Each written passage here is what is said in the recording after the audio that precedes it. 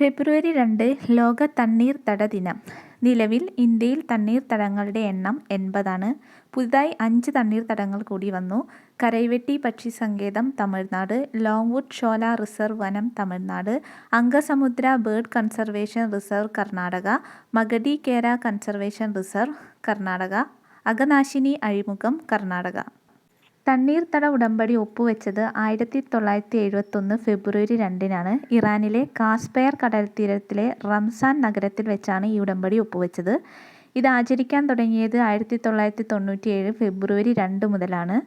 തണ്ണീർത്തടങ്ങൾ സംരക്ഷിക്കേണ്ടതിൻ്റെ ആവശ്യകതയെക്കുറിച്ച് ജനങ്ങളിൽ അവബോധം സൃഷ്ടിക്കുക എന്നതാണ് ഇതിൻ്റെ ലക്ഷ്യം. 2024 theme wetland and human wellbeing എന്നാണ്. തണ്ണീർത്തട സംരക്ഷണ നിയമം നിലവിൽ വന്നത് 2017-ലാണ്.